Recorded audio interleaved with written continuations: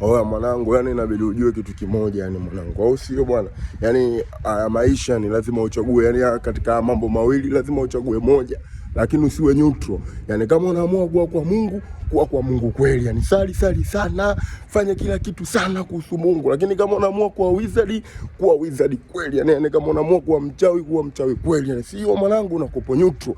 Yani leo mwanangu upo kwa mkansani mwanangu, kesho upo kwa kinye mkala mwanangu, yani ueleweki, yani wewe ueleweki upo upande gani? Ndio maana unashindwa hata kutoboa mwanangu.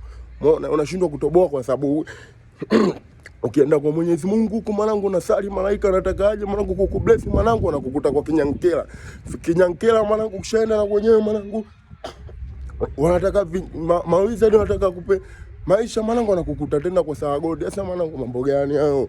Mambo gani? Mtulia sehemu moja basi. Kama unaamua kufocus na Mungu, focus na Mungu kweli. Na kama unaamua mwanangu kwenda kwa kinyankela kweli, ni sio wewe haya ujulikane unaishi wapi yani.